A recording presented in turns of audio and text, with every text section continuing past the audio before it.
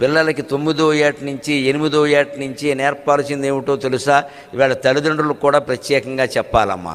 ఎప్పుడైనా టీచర్ గురించి ఇంటికి వచ్చి ఒక కంప్లైంట్ ఇస్తే పేలిపోవాలి వెంటనే, టీచర్ గురించి చెప్పొద్దని. మీకు నచ్చచ్చు, నచ్చకపోవచ్చు. విద్యా వ్యవస్థ బాగుండాలన్నా, పిల్లలు బాగా పెరగాలన్నా ఇది ఒక్కటే మార్గం. టీచర్ మీద కంప్లైంట్ చెప్పనివద్దు, అసలు చెప్పొద్దు.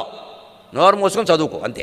ఎవరో భయంకరంగా కొట్టేసే టీచర్లు ఉంటే వేరే విషయం, అది మనం వెళుతూ సర్లేరా నేను చూస్తానులే అని చెప్పి మనం వెళ్ళి అడగాలి. వీళ్ళని తీసుకుని వెళ్ళి అడగకూడదు, వీళ్ళ ముందు టీచర్ని నిలబెట్టి మాట్లాడకూడదు. వీళ్ళ జరుగుతున్న భయంకరమైన వ్యవస్థ ఎలా ఉందంటే, శుభ్రంగా తల్లో తండ్రో వెళ్ళిపోయి అక్కడికి వెళ్ళిపోయి ప్రిన్సిపాల్ని నిలబెట్టడం, టీచర్ని పిలవండి, కొట్టడానిక డబ్బులు కట్టాం.